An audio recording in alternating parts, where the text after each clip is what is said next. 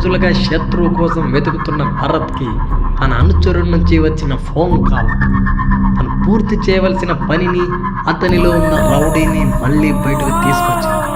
ఈ సమయం శత్రువు మీద పగ తీర్చుకోవడానికి సరైన అవకాశం. చెప్పు శివన్న, విషయం ఏంటి? భరత్, మనం ఎన్నాళ్ళుగా వెతుకుతున్నాం, వాడు దొరికాడు. అవునా? ఎక్కడున్నాడా నా కొడుకు? వాడు ఇక్కడే సిటీ అవుట్కట్స్లో ఉన్నట్టు మన కుర్రాల నుంచి సమాచారం వచ్చింది. నువ్వు వీలైనంత తొందరగా అక్కడికి వచ్చి. వస్తున్నాను. అదే సమయంలో ఆ చుట్టుపక్కలే ఉన్న శత్రు అనుచరుడు సమీర్ భరత్ ఆవేశాన్ని చూసి తమ నాయకుడు వచ్చిన విషయం తెలిసిందేమో అన్న అనుమానంతో ఎలాగైనా ఈ విషయం శత్రువుకి తెలియజేయాలనే తపనతో హోరాహోరీగా బయలుదేరాడు.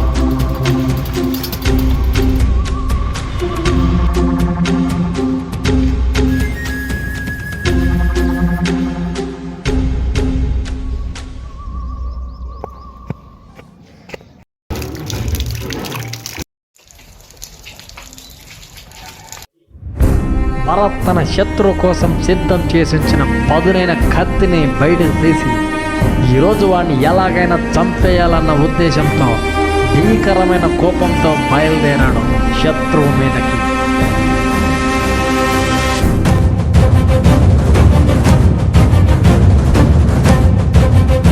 ఆవేశంలో తనకు తానే ఒక సైన్యంలా కనిపించాడు.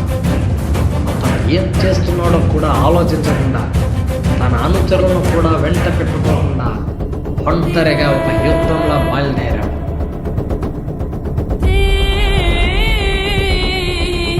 అలా బయలుదేరిన భరత్కి చావు ఎదురైందో ఏమైందో అనేది నా రివెంజ్లో తెలుసుకుంటాం.